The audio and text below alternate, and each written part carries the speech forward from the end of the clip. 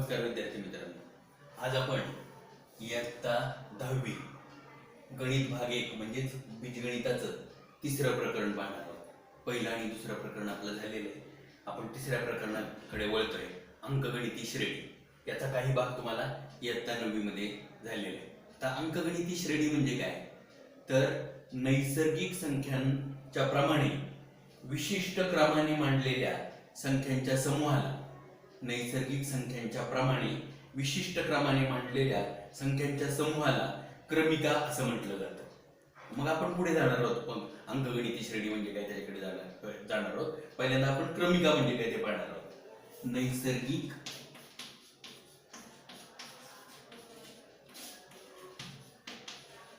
संख्यांच्या प्रमाणे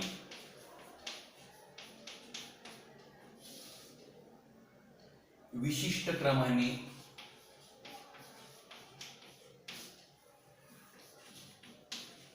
नैसर्गिक संख्यांच्या प्रमाणे विशिष्ट क्रमाने मांडलेल्या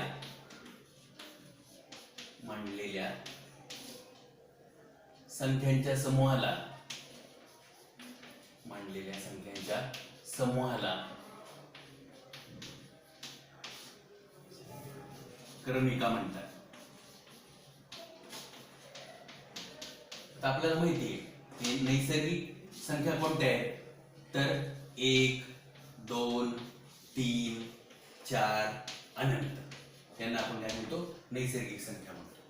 आता बघा याच्यामध्ये एक-एकचाच फरक आहे, म्हणजे एकामध्ये 1 मिळवलं की 2 येतात, 2 मध्ये 1 मिळवलं की 3 येतात, 3 मध्ये 1 मिळवलं की 4 येतात, म्हणजे एक-एकचाच फरक आहे। म्हणजेच याच्यात विशिष्ट क्रमाने या संख्या मांडलेल्या आहेत, म्हणून याला आपण क्रमिका म्हणतो। किंवा बघा 1, 3, 5, 7 अनंत याच्यामध्ये 2-2चाच फरक आहे।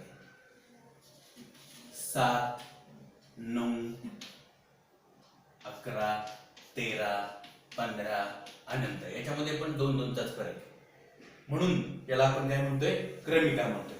आता क्रमिकेमध्ये विशिष्ट स्थानावर विशिष्ट अशी संख्या असते, म्हणजे ही पहिल्या स्थानावर आहे, ही दुसऱ्या स्थानावर आहे, ही तिसऱ्या स्थानावर आहे, ही चौथ्या स्थानावर आहे, म्हणजे विशिष्ट स्थानावर विशिष्ट संख्या असते। म्हणजे आता समजा ही पहिली संख्या आहे, त्याला आपण A1 म्हणणार, दुसरी संख्या A2, तिसरी संख्या A3, चौथी संख्या A4, असं आपण AN पर्यंत काय करू शकतो, लिहू शकतो। म्हणजे AN ही Nवी संख्या आहे हे आपल्याला त्याच्यातून स्पष्ट होतं। AN ही Nवी संख्या आहे हे त्यातून आपल्याला स्पष्ट होतं। आता क्रमिकेतील पदे, आता क्रमिकेच्या प्रत्येक संख्येला क्रमिकेचे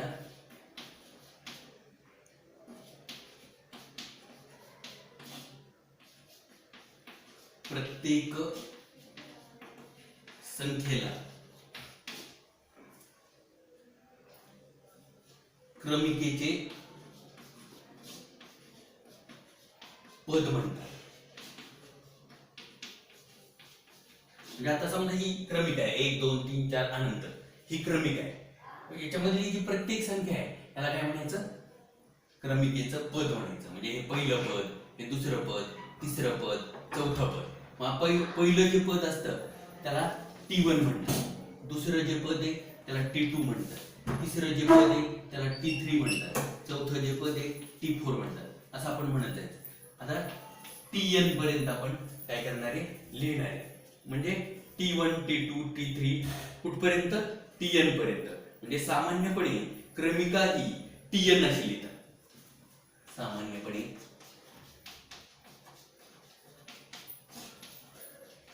क्रमिका ही Tn अशी लिहितात।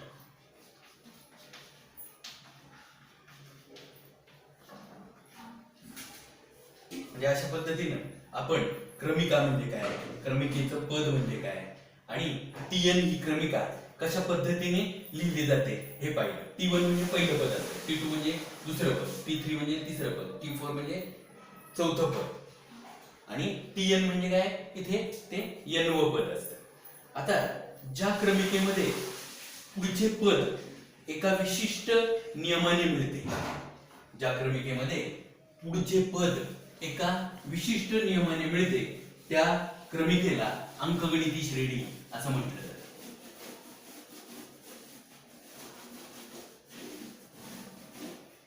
बघा विद्यार्थी मित्रांनो, ज्या क्रमिकेत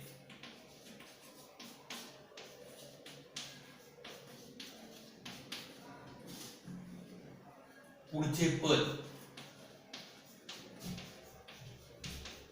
एका विशिष्ट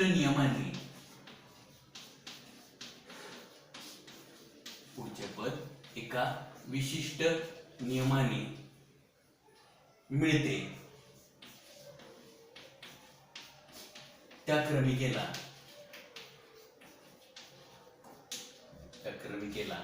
अंकगणिती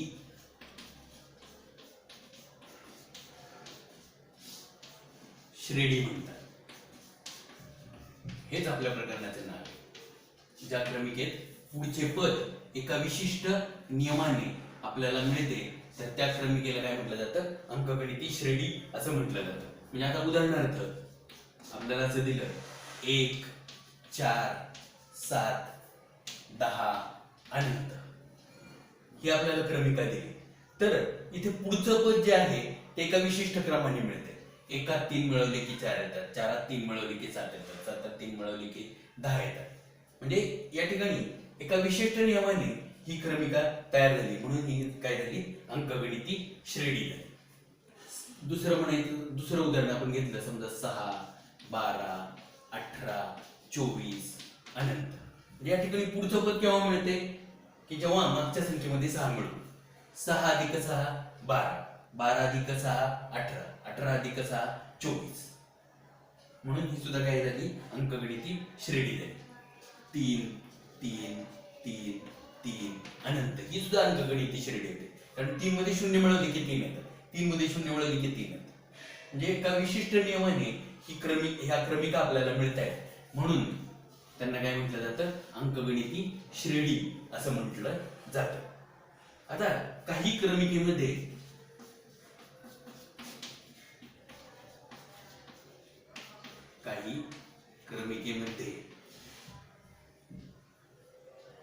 आधीच्या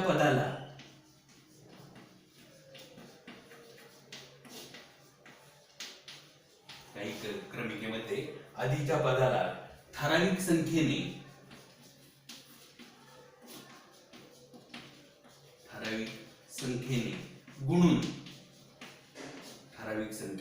गुणून पुढचे पद मिळते. अशा प्रकारच्या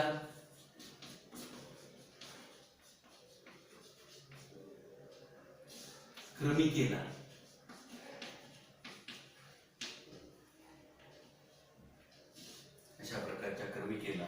भूमिती श्रेणी म्हणतात. मग आता इथे आपण काय करणार आहोत? पुढची संख्या मिळवण्यासाठी मागच्या संख्येला काय करणार आहोत? गुणणार आहोत. म्हणजे आता समजा आपल्याला असं दिलं 4 16 64 अनंत. तर बघा 4ला मी 4 ने गुणलं की 16 येतात, 16ला 4 ने गुणलं की 64 येतात. म्हणजे इथे काय केलंय आपण? पुढचे पद मिळण्यासाठी मागच्या संख्येला काय केलेले? विशिष्ट संख्येने गुणलेले. म्हणून ही काय झाली? भूमिती श्रेणी. इथे मिळवले, इथे गुणले, इथे गुणलं, म्हणून ही काय झाली? भूमिती श्रेणी झाली. असा अंकगणिती श्रेणी आणि भूमिती श्रेणीमध्ये फरक आहे. अंकगणिती श्रेणीमध्ये काय करतात? पुढचे पद मिळवण्यासाठी संख्या विशिष्ट नियमाने मिळवली जाते आणि इथे काय केलं जातं? गुणलं जातं. कशामध्ये? भूमिती श्रेणी.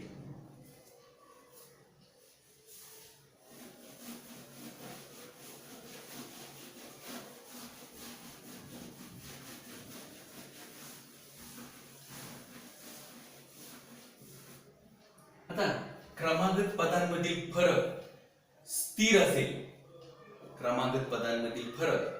असेल तर त्याला सामान्य फरक किंवा सामायिक फरक म्हणतात. क्रमागत पदांमधील क्रमागत, क्रमागत म्हणजे शेजारचे क्रमागत पदांमधील म्हणजे पुढचं लगेच येणारं पद जे असतं तर त्याला क्रमागत पद म्हणतात. क्रमागत पदांमधील फरक स्थिर असेल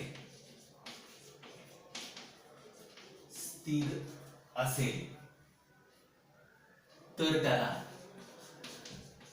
त्याला सामान्य फरक किंवा सामायिक फरक म्हणतात.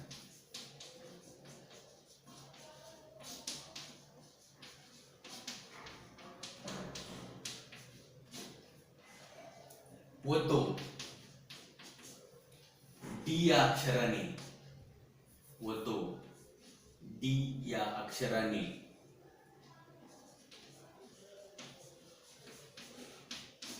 दर्शविला जातो.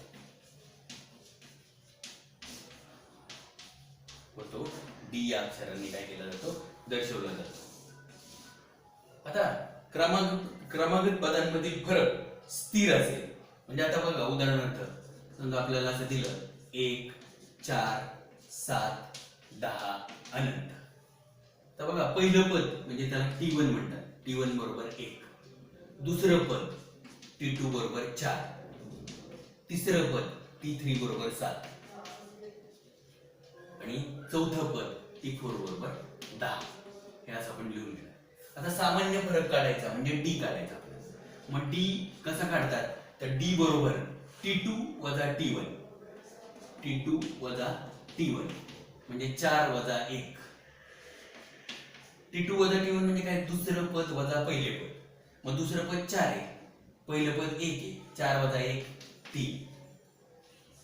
डी बरोबर T3 वजा T2 म्हणजे तिसरे पद वजा दुसरे पद म्हणजे 7 वजा 4 म्हणजे परत 3च येणार. डी बरोबर T4 वजा T3 म्हणजे चौथं पद वजा तिसरे पद म्हणजे 10 वजा 7 किती येणार आहे? 3. बघा हा सामान्य फरक स्थिर आहे. 3 3 3 म्हणजे स्थिर आहे. सामान्य फरक स्थिर आहे. सामान्य फरक म्हणजेच काय? डी बरोबर टी. असा सामान्य फरक स्थिर असेल तरच ती क्रमिका अंकगणिती श्रेणी असते. सामान्य फरक अशा पद्धतीने स्थिर असेल तरच ती क्रमिका काय असते? अंकगणिती श्रेणी असते. हे पण त्याच्याबरोबर तुम्ही लक्षात ठेवायचे.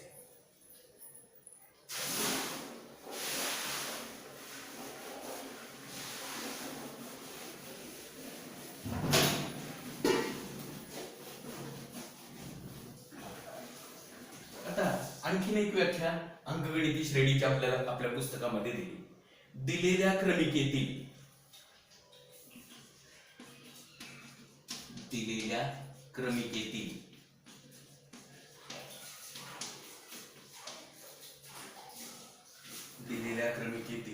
कोणत्याही दोन क्रमागत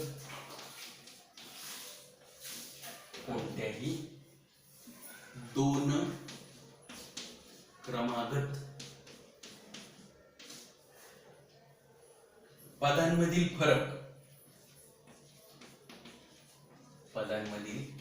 फरक स्थिर असेल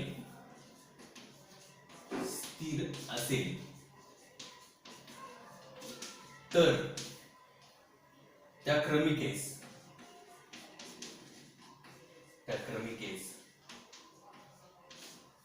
अंकगणिती श्रेणी म्हणतात. म्हणजे आताच मी तुम्हाला उदाहरण दिलं होतं तर ते उदाहरण सुद्धा या ठिकाणी काय होईल? लागू पडेल.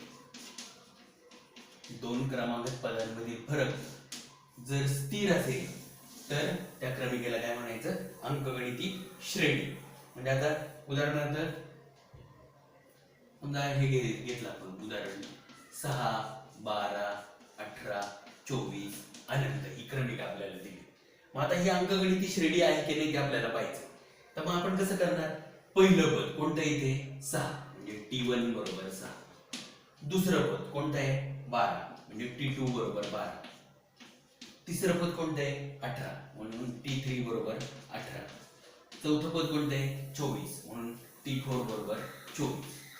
आता ही दोन क्रमागत पद आहे, ही दोन क्रमागत पद आहे, ही दोन क्रमागत, त्याच्यातला फरक काढायचा आहे आपल्याला. म्हणजे T2 वजा T1 म्हणजे 12 वजा 6 किती येणार आहे 6.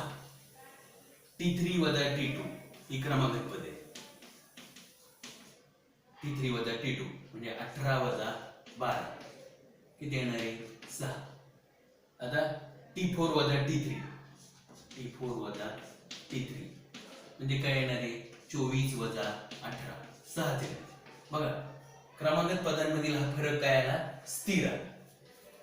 क्रमागत पदांमधील फरक स्थिर आहे.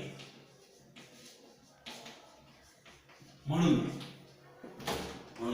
दिलेली क्रमिका ही अंकगणिती श्रेणी आहे.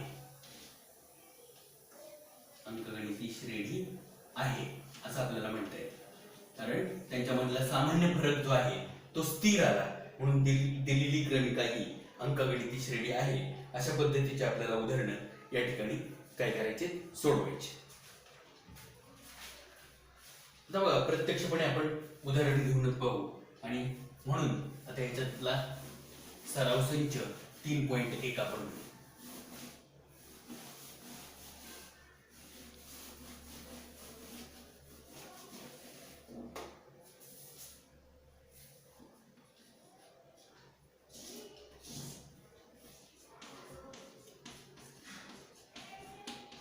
सराव संच 3.1 बघा. याच्यामध्ये प्रश्न पहिला काय दिला. प्रश्न पहिला खालीलपैकी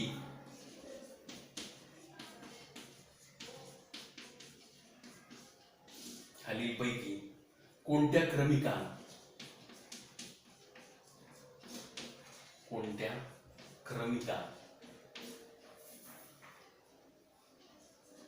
खालीलपैकी कोणत्या क्रमिका अंकगणिती श्रेणी आहेत. खालीलपैकी कोणत्या क्रमिका अंकगणिती श्रेणी आहेत. ज्या अंकगणिती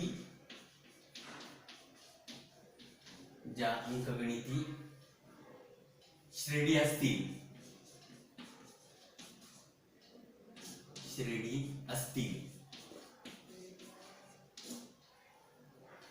त्यातील प्रत्येकीचा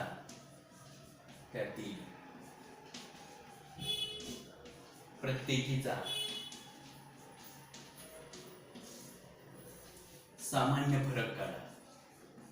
त्यातील प्रत्येकीचा सामान्य फरक काढा.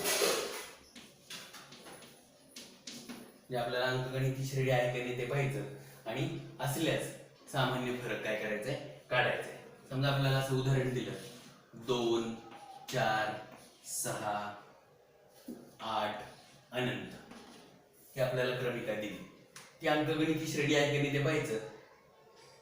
सामान्य फरक म्हणजे आपल्याला काढावाच लागणार आहे. आता T1 म्हणजे पहिलं पद कोणतं आहे 2, T2 म्हणजे दुसरं पद कोणतं आहे 4, T3 म्हणजे तिसरं पद कोणतं आहे 6, T4 म्हणजे चौथं पद कोणतं आहे 8. ते आपण सुरुवातीला लिहून घ्यायचं.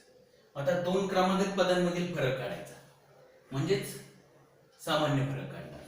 D बरोबर T2 वजा T1 म्हणजे 4 वजा 2 किती येणार आहे 2. D बरोबर T3 वजा T2 व या ठिकाणी 6 वजा 4 म्हणजे किती येणार आहे 2. D बरोबर T4 वजा T3. आता इथे बघा 8 वजा 6 किती येणार आहे 2. म्हणजे दोन क्रमागत पदांमधील हा सामान्य फरक काय कसा आला स्थिर आला. दोन क्रमागत पदांमधील फरक स्थिर आहे.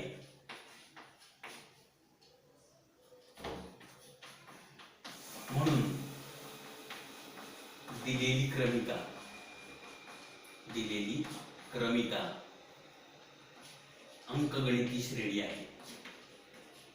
अंकगणिती श्रेणी आहे. दिलेली क्रमिका अंकगणिती श्रेणी आहे असं आपल्याला म्हणता येईल. आणि सामान्य फरक म्हणजे डी आपण काढलेला आहे. याचा सामान्य फरक डी बरोबर 2. सामान्य फरक डी बरोबर काय झालं 2. अशा पद्धतीने आपल्याला हे सोडवायचं. बघा विद्यार्थी मित्रांनो, अजून आपण काही गणित पाहू. 0.3 0.33 0.333 अनंत अशा आपल्याला क्रमिका दिली. आता याच्यात पहिलं पद t1 बरोबर 0.3, दुसरं पद t2 बरोबर 0.33 आणि तिसरं पद 0.333. आता आपल्याला काय करायचे, सामान्य फरक काढायचे. मग t बरोबर t2 वजा t1 म्हणजे 0.33 वजा 0.3 0.33 वजा 0.3. विद्यार्थी मित्रांनो बघा अशी वजाबाकी करायची. 0.33 वजा 0.3. आता इथे काहीच नाही म्हणजे 0. 3 0 गेले 3 वर, 3 गेले 0. हा पॉइंट आणि हा 0ची 0 म्हणजे हा सामान्य फरक काय आला 0.03. डी बरोबर t3 वजा t2 म्हणजे इथे काय करावं लागणार आहे 0.333 वजा 0.33. हे 0.333 वजा 0.33. तर बघा इथे विद्यार्थी मित्रांनो आपण इथे असं करणार 0.333 वजा 0.33. आता इथे काहीच नाही म्हणजे 0. 3 0 गेला 3, 3 गेले 0, 3 गेले 0. हा पॉइंट आणि 0 म्हणजे 0.003. म्हणजे या ठिकाणी सामान्य फरक स्थिर आलेला नाही. इथे 0.3 आला आणि इथे सहस्त्रांश आले म्हणजे इथे सामान्य फरक स्थिर नाही. 2 क्रमागत पदांमधील सामान्य फरक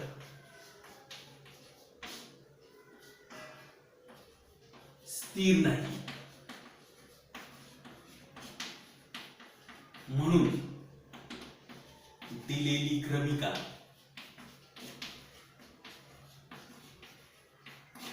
अंकगणिती श्रेणी नाही. या ठिकाणी सामायिक फरक किंवा सामान्य फरक स्थिर आलेला नाही म्हणून ही अंकगणिती श्रेणी नाही. अशा पद्धतीने आपण ही गणित काय करायची सोडवायची. आता आपण पुढच्या गणिताकडे वळू. प्रश्न दुसरा.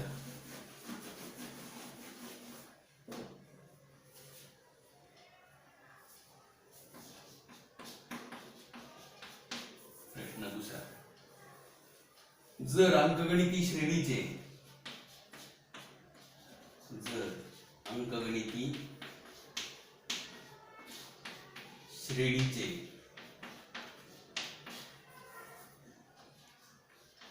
पहिले पद ए आणि सामान्य फरक डी सामान्य फरक डी असेल तर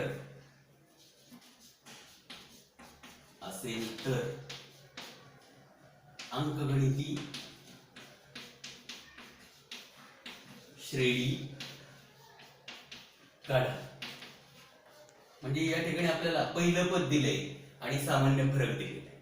पहिलं पद दिलंय आणि सामान्य फरक दिलेला आहे. त्याच्यावरून आपल्याला अंकगणिती श्रेणी काढायची. म्हणजेच त्या ठिकाणी आपल्याला क्रमिका काय करायची काढायची.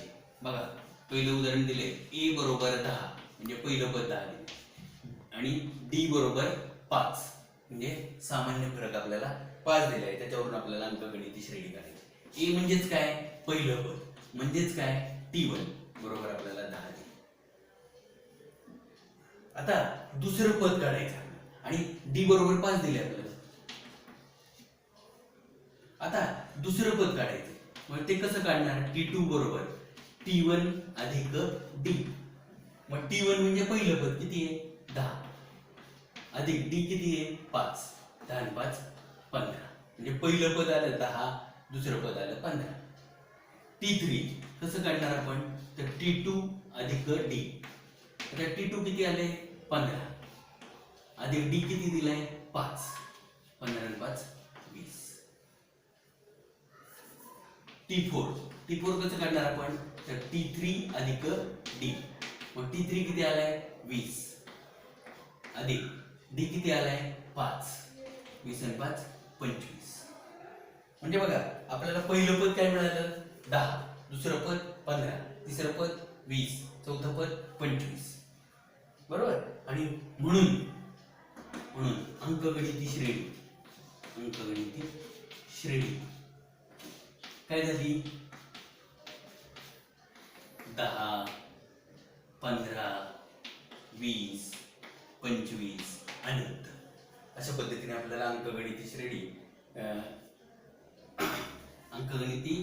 10 15 20 25 अनंत ही आहे असं म्हणता येईल. अशा पद्धतीने आपल्याला काय करायचे उदाहरण सोडवायचे. म्हणजे पहिल्या पदामध्ये सामान्य फरक मिळवला की दुसरं पद मिळतं. दुसऱ्या पदामध्ये सामान्य फरक मिळवला की तिसरं पद मिळतं. तिसऱ्या पदामध्ये सामान्य फरक मिळवला चौथं पद मिळतं. आणि मग त्यांनी मिळून अंकगणिती श्रेणी काय होत असते तयार होत असते. अजून एक उदाहरण दाखवतो तुम्हाला.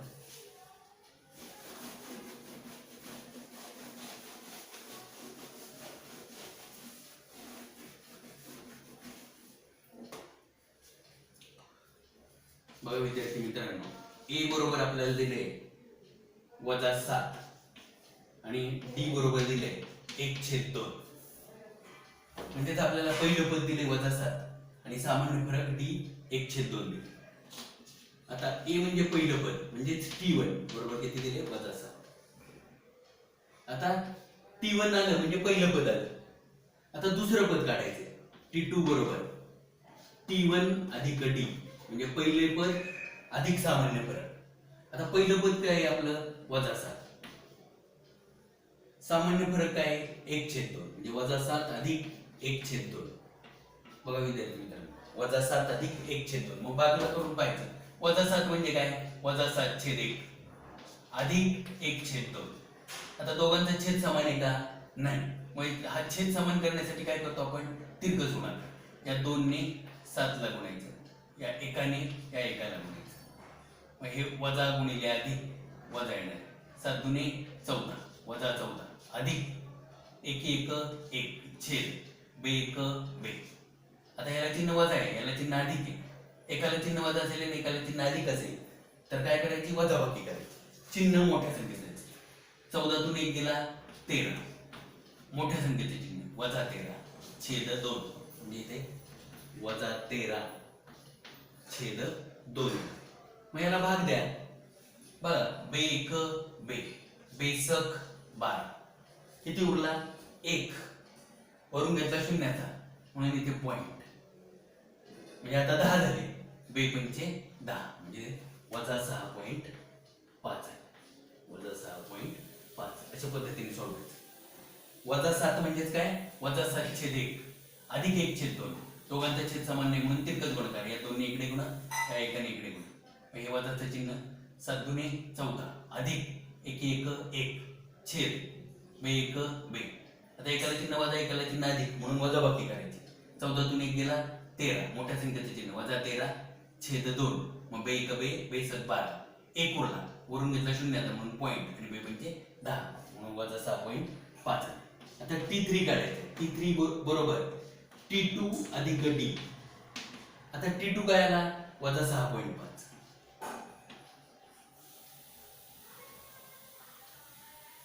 अधिक डी किती आहे 1/2. 1/2 म्हणजेच काय 0.5. करून बघा विद्यार्थी मित्रांनो. 1/2. आता 1 झाला लहान, 2 झाले मोठे, म्हणून शून्याचा भाग दिला. परत एकच वरून घेतला शून्याचा, म्हणून इथे पॉइंट आणि बेपंचे 10, म्हणून 1/2 म्हणजे काय 0.5. मग आता वजा 6.5 आणि अधिक 0.5 म्हणजे काय, एकाला चिन्ह वजा आहे, एकाला चिन्ह अधिक आहे, म्हणून वजाबाकी करायची. म्हणजे 6.5 वजा 0.5 करायचं. मग 5 गेले 0, हा पॉइंट. 6तून 0 गेले 6, म्हणजे किती आले 6. मोठ्या संख्येचे चिन्ह वजा 6. नंतर T4 बरोबर कसं करणार, T3 अधिक D. T3 किती आला वजा 6 अधिक D किती आहे 0.5. आता वजा 6 बघा विद्यार्थी मित्रांनो, वजा 6 म्हणजे 6.0. आता एकाला चिन्ह वजा एकाला चिन्ह अधिक, म्हणून वजाबाकी करणार. 6 वजा 0.5 करणार. आता 0तून 5 जातात का नाही, 10तून 5 गेले 5 उरले. चालेल 7तून 1 गेले 5, म्हणजे इथे आणि मोठ्या संख्येचे चिन्ह वजा 5.5. पहिलं पद आलं वजा 6, दुसरं पद वजा 6.5, तिसरं पद वजा 6 आणि चौथं पद वजा 5.5. म्हणून अंकगणिती श्रेणी वजा 7 वजा 6.5 वजा 6 वजा 5.5 अनंत ही आहे. अशा पद्धतीनं आपण काय करायचं, अंकगणिती श्रेणी काढायची. येते लक्षात विद्यार्थी मित्रांनो. आता आपण पुढच्या प्रश्नाकडे जाऊ.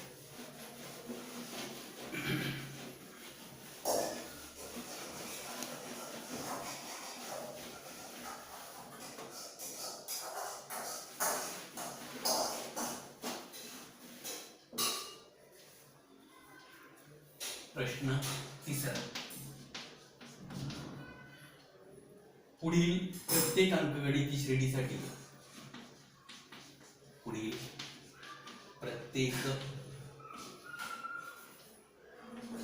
अंकगणिती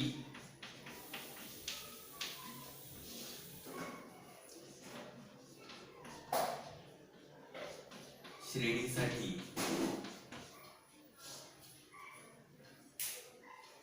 पहिले पद आणि सामान्य फरक काढा. पहिले पद आणि सामान्य फरक काढा. इथे फक्त आपल्याला क्रमिका दिलेली असेल तर त्याच्यातलं पहिलं पद आणि सामान्य फरक म्हणजे डी काढायचं. समजा आपल्याला अशी क्रमिका दिली 5 1 वजा 3 वजा 7 अनंत, अशी क्रमिका दिली. तर पहिलं पद कोणतं 5, म्हणून ए म्हणजे पहिलं पद, T1 म्हणजे सुद्धा पहिलं पद. ए बरोबर T1 बरोबर किती येणार 5, म्हणजे पहिलं पद. आता आपल्याला काय काढायचंय, सामान्य फरक काढायचा. आता बाकीची पद बघा. T2 बरोबर किती आहे 1, दुसरं पद 1, तिसरं पद किती आहे वजा 3, म्हणजे T3 बरोबर वजा 3 आणि चौथं पद किती आहे वजा 7, म्हणजे T4 बरोबर वजा 7. आता डी आपल्याला काढायचं आहे, म्हणजे सामान्य. कसं काढतो आपण, T2 वजा T1. मग T2 किती आहे 1 वजा T1 किती आहे 5, 1 वजा 5 म्हणजे 5तून 1 गेला 4, मोठ्या संख्येचं चिन्ह वजा 4. डी बरोबर T3 वजा T2. T3 किती आहे वजा 3 वजा T2 किती आहे, बघा विद्यार्थी मित्रांनो, T2 किती आपला 1 वजा 3 आणि वजा 1 वजा 4. डी बरोबर T4 वजा T3. आता T4 किती आपला वजा 6 वजा T3 किती आपला तर वजा 3, म्हणजे ते कंसात लिहावं लागेल वजा 3. हे वजा 7 हे गणितातलं वजाचं चिन्ह आणि कंसात आपली T3 ची किंमत वजा ती. मग वजा 7 वजा गुणिले वजा अधिक 3. आता मग अशी सांगितल्याप्रमाणे एकाला चिन्ह वजा एकाला चिन्ह अधिक आहे.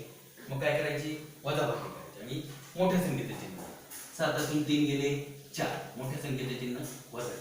बघा सामान्य फरक म्हणजे D किती आला वजा 4 आणि पहिलं पद म्हणजे T1 किती आलं 5. म्हणून आपण इथे लिहू शकतो की पहिले पद बरोबर किती आहे 5. आणि दुसरं काय विचारलंय आपल्याला त्यांनी सामान्य फरक म्हणजे D सामान्य फरक बरोबर वजा 4.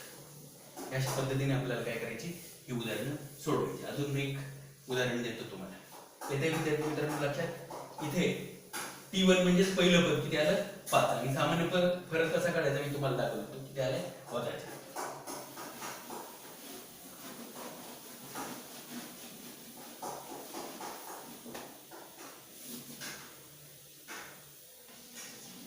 दुसरी क्रमिका दिली 0.6 0.9 1.2 आणि 1.5 अनंत. आता इथे T1 म्हणजे पहिलं पद किती 0.6, T2 म्हणजे दुसरं पद किती आहे 0.9, T3 म्हणजे तिसरं पद किती आहे 1.2 आणि T4 म्हणजे चौथं पद किती आहे 1.5. हे लिहून घ्यायचं. आता सामान्य फरक काढायचा आहे. D बरोबर T2 वजा T1.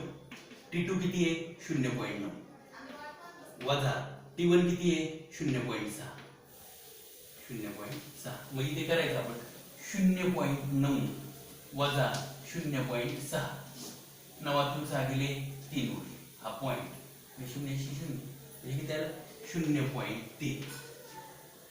D बरोबर T3 वजा T2. आता T3 किती आहे 1.2 वजा T2 किती आहे 0.9. मग इथे करायचं आपण 1.2 वजा 0.9. आता इथे 2तून 9 जातात का नाही. मग उसनाचा घेतला 12तून 9 गेले 3 उरले. उसनाचा घेतलेला देऊन टाकला 1 गेला 0 0 गेले 0. म्हणजे इथे किती आला 0.3. आणि इथे D बरोबर T4 वजा T3 म्हणजे इथे येणार 1.5 वजा 1.2 म्हणजे इथे पण येणार आहे 0.3. म्हणजे मग इथे म्हणून पहिले पद म्हणजेच काय T1 किती आले बघायचं आपण इथे 0.6. सामान्य फरक म्हणजेच काय D किती आले बघायचे इथे 0.3. अशा पद्धतीनं विद्यार्थी मित्रांनो ही गणित आपण सोडवायची. सराव संच 3.1 मध्ये आपण अंकगणिती श्रेणी म्हणजे काय म्हणजे पहिले पद दुसरे पद तिसरं पद ते पाहिलं. सामान्य फरक कसा काढायचा, अंकगणिती श्रेणी आहे की नाही ते कसं पाहायचं आणि पहिलं पद आणि सामान्य फरक दिला तर अंकगणिती श्रेणी कशी तयार करायची हे सगळं मी तुम्हाला व्यवस्थित समजावून सांगितले. प्रत्येकाच्या व्याख्या सुद्धा समजावून सांगितल्या. विद्यार्थी मित्रांनो परत एकदा तुम्ही व्हिडिओ पहा आणि ही उदाहरणं सोडवून पहा म्हणजे तुम्हाला हे प्रकरण आणखी नीट समजेल. मी तुम्हाला अत्यंत चांगल्या पद्धतीने सांगितले परंतु सराव करणं हे अत्यंत आवश्यक असतं गणितामध्ये. म्हणून परत सराव तुम्ही करा. विद्यार्थी मित्रांनो तुम्हाला जर माझा व्हिडिओ आवडला असेल तर लाईक करा, सबस्क्राईब करा आणि बेल आयकॉनवरचं बटन दाबायला विसरू नका म्हणजे माझा पुढचा व्हिडिओ तुम्हाला सर्वप्रथम मिळेल. तर धन्यवाद विद्यार्थी मित्रांनो.